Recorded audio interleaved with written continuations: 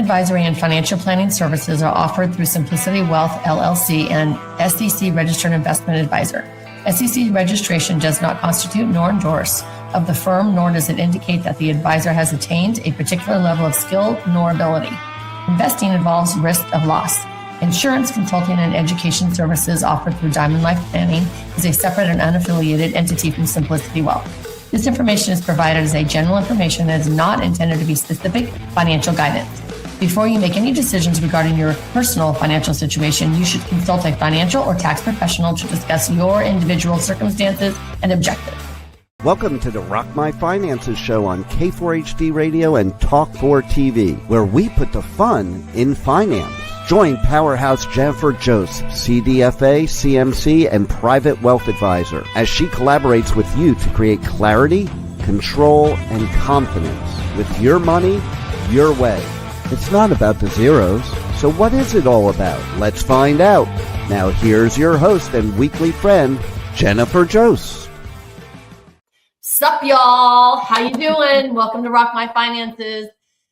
Okay, I'm so excited. You see this lovely, gorgeous, amazing woman sitting next to me.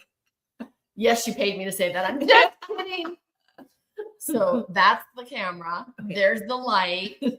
I'm your friend. Yes, you are. You're my bestie. Y'all, this is Debbie Hooey. She has been my friend since how long?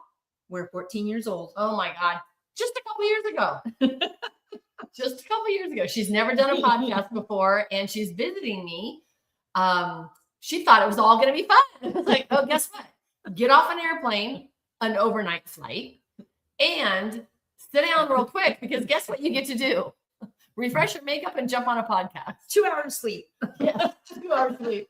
That's so awesome. I love it. I love it. I think we got, okay. I thought I saw a question pop up.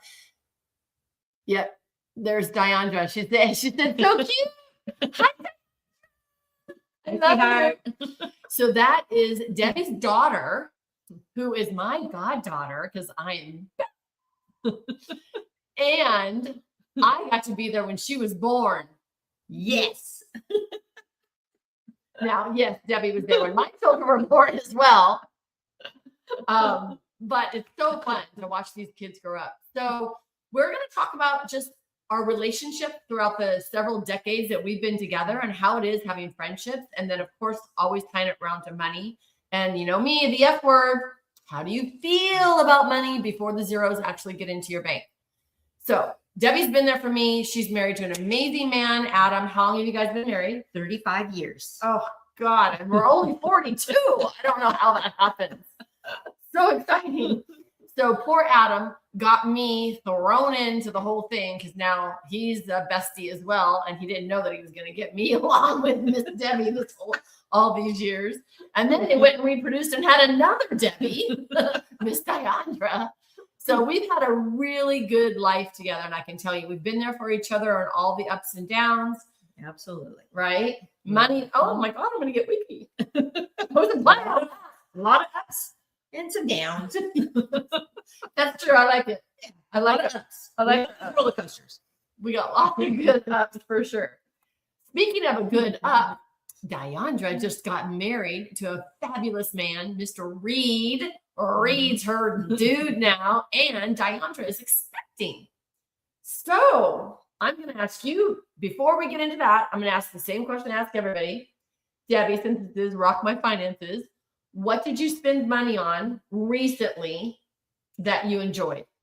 I bought my daughter's invitations for her baby shower that's coming up in April. And I loved the whole idea of picking them out and personalizing it.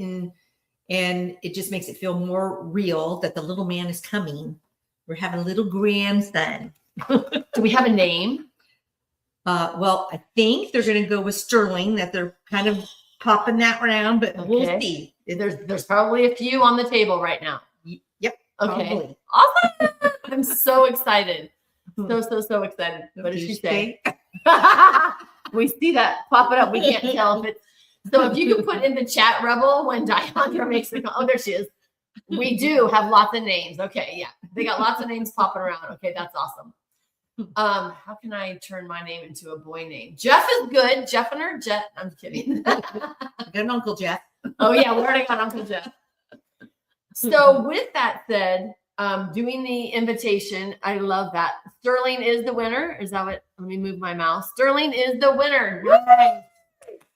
Is it official? It looks like official. There's an explanation point there. I love it. Now I can say Sterling, my grandson.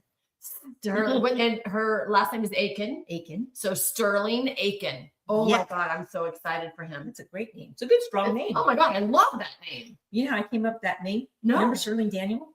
Yes. Yes. So when we were talking about, she was talking about names, I said, I really didn't know him. No. But his name, Sterling Daniels, I love that name. I was like, that was a cool name. He seemed like a nice guy. Like I said, I didn't remember, I was a sophomore. He was a senior. So I really didn't know him or his friends, but as soon as I heard that name, I was like, that's a really nice name. I love that. I'm glad that they like it. I love that. And Debbie has one of those steel trap memories. You remember that? You got one of those friends, y'all, because I don't remember a lot. I didn't do drugs, don't worry, in high school, but I still don't remember. And I would have to call Debbie. Do I know this person? How do I know this person? I love it. Okay, cool. Yay. I'm so excited. So this is going to be fun. And speaking of baby showers and weddings, you guys just put on a wedding for Miss Diandra and Reed. All of that is finances, right? I'm sure you're going to retire one day. Have you ever thought about retiring? I'm hoping a couple more years. Okay, 67? 65. Oh, she's doing 65. I'm hoping 65. And we'll add Medicare, baby. Medicare. We cover that insurance, right? Exactly. Oh my God, I love that. So it's funny around my community. We're like, it's the big birthday. It's the Medicare birthday because then they get to reduce their expenses. I love that. And it really pisses me off, actually, that I've been in this financial industry for decades. And we have these special dates, right? We have the 55 date you can take out of your 401k. You can, an IRA catch up after 50, 59 and a half, you can take money out without. So I remember getting to these milestones going, well, remember, I'm like, oh, I'm already there. Like, what is that? I'm already at these financial milestones. So 65 is one, and then 72 at our point right now is the last one of Social Security. And RMDs, you have to start coming out. That might move to 73, but right now it's at 72.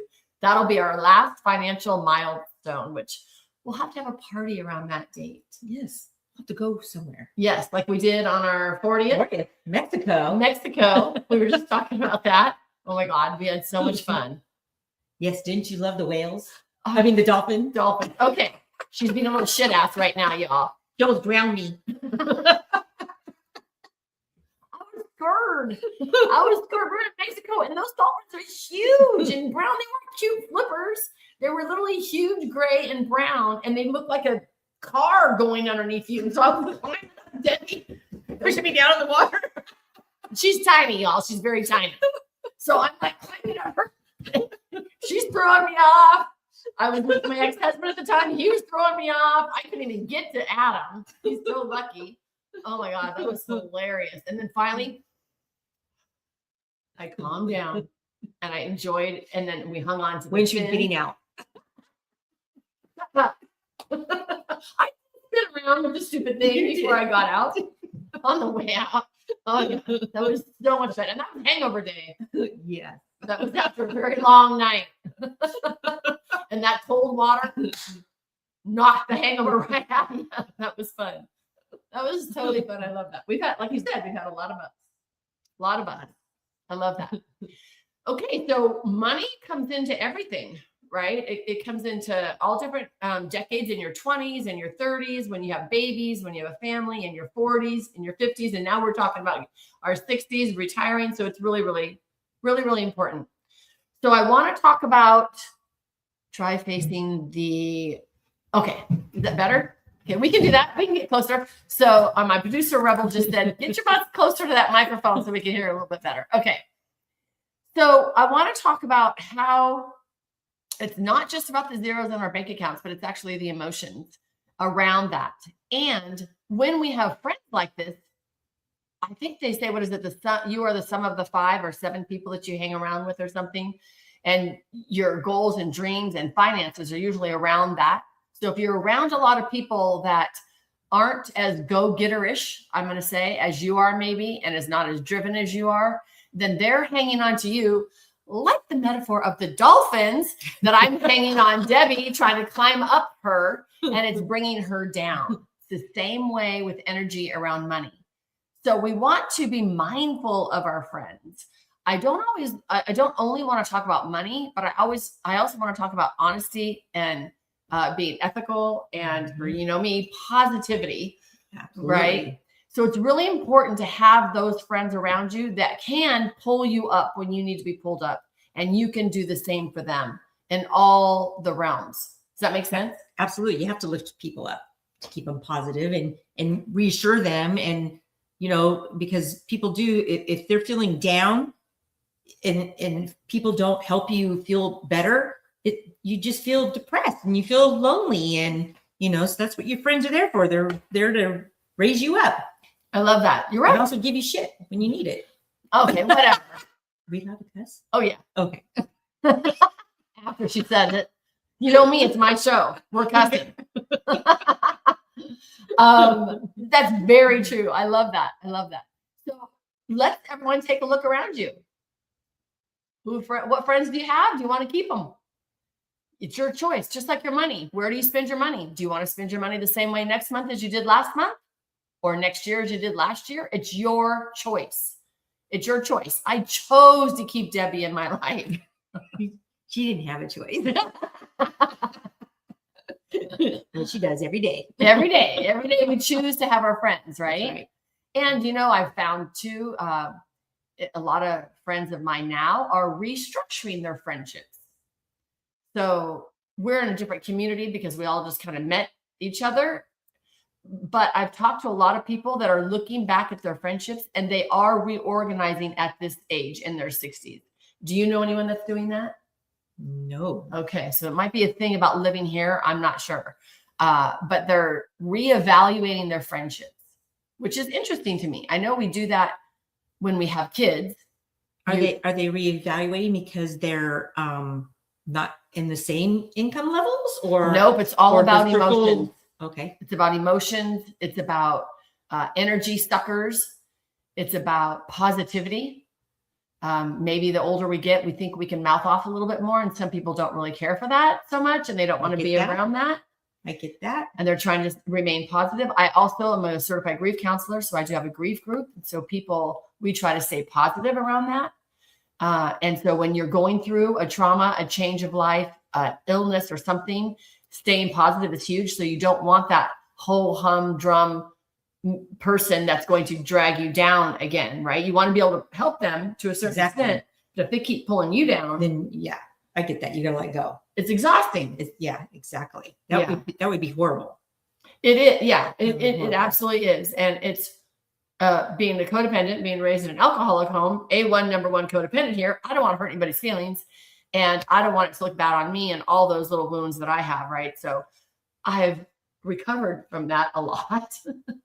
And having honest friends next to you, they're going to slap you and say, be yourself. Exactly. Because if somebody is dragging you down now, are you able to say, or you just slowly remove yourself from the relationship? All of a sudden you don't talk to them as much as you did before. Is that how you do it? Or don't make dates with them. It depends on who they are. I have a good friend that had a neighbor, and they were friends for years and years and years.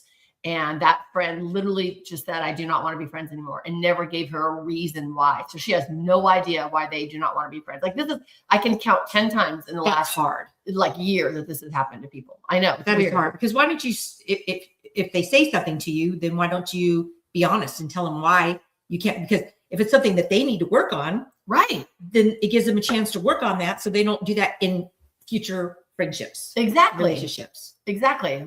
Can you tell we're problem solvers here? We're fixers. We want to fix it. And if you're feeling that with one person, you're probably feeling that with more than one person. So I do want to know. And I do want to know when I messed up. So like I had an event here at my house last night, and I was joking around, And I said something to a gentleman that was like, no, not now. We'll do this later. And I think it could have came off very rude. So I texted his wife last night and said, okay, tell your husband, I'm so sorry. I didn't mean for that to come out so rude. And I know if it was just him and I, we could be joking and it would be totally fine, but it was in a room full of people. So I had to apologize. So I always look at what I'm saying and doing. Of course, he said it was totally fine. No problem. He gets that.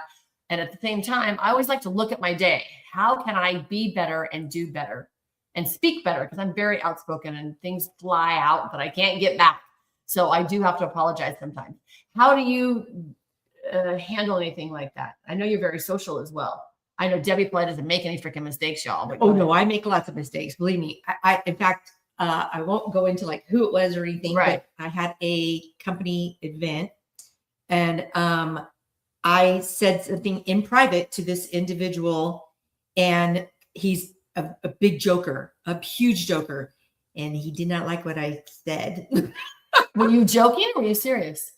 Well, it was based on kind of facts, but it was a joke. Right. And he didn't take it that way. And I knew I hurt his feelings. And so I tried approaching him because I noticed that he was kind of avoiding me. And so I directly said, hey, I want to clear the air. And I'm hoping that he forgives me. But wasn't anything that I honestly didn't say anything bad. It was the truth, but the timing was not right. And thank God it was only the two of us. So I don't know why he got to, if I could see if it was a friend, like I did. Right. Wherever, but it was just him and I. And I felt so bad because I do respect this person. And I respect what he thinks of me. And I felt really bad. So I apologized. I said, I cleared the air. He said he forgave me. I'm kind of hoping he did. Did you see him after and everything's cool or not yet? Video. Okay. So video. he can't really tell you. Yeah. Especially if other people's there, but he doesn't joke around like he used to with me. So I felt bad. Aw. But I didn't mean it to hurt. I just meant it to be kind of funny, like how he is. Right. Right. No, I get that. And we can't always, we can apologize and we have to not be invested in the outcome because we don't know how they're going to take it. Right. But we have to be true to ourselves. I love that. Absolutely. I love that. Okay, y'all, I have a gift for you. So we are going to come back and we're going to wrap this up and I'm going to give you some really good information, but hang on. And I've got a gift for you. And here we go. Wait, the show isn't over yet. There's more fun and finances ahead. Jennifer will be right back as we have a special bonus offer for you right here on Rock My Finances, broadcasting live on K4HD Radio and Talk 4 TV. Hey y'all, it's Jennifer Jost. Are you ready to transform your relationship with money? Rock My Finances Club is your weekly mastermind for wealth empowerment. Join me live for your personal weekly group video sessions and access your personal portal with the video library at any time, including your success system and way more bonuses. Go to rockmf.com for your financial empowerment. Make yourself a priority today. Schedule a chat with me at rockmf.com and achieve your feminine financial freedom finally. Oh, and don't forget to ask me how to save 50%. See you at our weekly mastermind. Okay, Rock My Finances on K4HD and Talk 4 TV is back. Once again, let's put the fun in finance with your host and weekly friend, Jennifer Jost. Welcome back, y'all. Okay, so we're going to wrap up this segment of your friendships and finances and having your besties around and making sure that you're feeling really good about things. So a couple things that I'd like to recommend to y'all. If you're unsure, like Debbie did, ask a question. Like I did. I'm sorry. If I was in a same room with them, I might have said, did that hurt your feelings? Or, like, was that out of line or whatever? What's one thing that you want to leave behind with the audience, Miss Debbie? Just really be honest and be your true self. I find that if I try to be something different, it doesn't come across genuine. So I just say, really be yourself and what feels good inside. And, always the old saying, treat others as you'd want to be treated. Yep. Very true. Very true. And try to pull that back once it flies out. And forgiveness, right? Forgiveness is huge. I have to forgive myself first, which is what I know a lot of women don't do all the time. We don't forgive ourselves. So we have to start with ourselves first before we can forgive anyone else. So with finances, friendship, everything, rely on your friends. Like I have another group of friends that we video each other every day, and we talk every day. So I know what they're doing. They know what I'm doing. And when I'm feeling down or feeling great, I can't wait to celebrate. I can't wait to share what's going on. And with that, it gives me stability. So wherever you can find stability, like I know Debbie and Adam and Debbie's mom, Miss Lexi, love you, mom, is always there for me. They've been my stability through my traumas, through losing my kids, through remarrying a couple times, and then having more kids. And I'm not done yet. You never know. I could get Easter right. Should be. You should be. I know, right?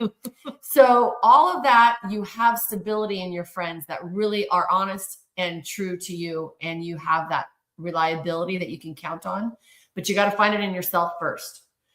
So find it in yourself. Then you can adjust your money. Your friendships are going to be there. Your finances are going to be there, and your goals will start coming true for sure. I love it. It's like, the old, also you said that, you can't love somebody unless you love yourself. It's the same way with money. You also have to love money and how you treat it. That's really important. It's how you treat your money. And she wasn't even coached, y'all. It's all about the relationship. All right, y'all. I want everyone to be able to say, I rock my finances. We appreciate you joining us today, and don't forget to subscribe to the Rock My Finances YouTube channel for more engagement and bonus content. Tell me, what is your money story? Let's find out with Jennifer right here on K4HD Radio and Talk4TV. It's not about the zero, it's about the F word, feelings. Feelings Jennifer can't wait to explore with you next week. Until then, let's all say, I rock my finances.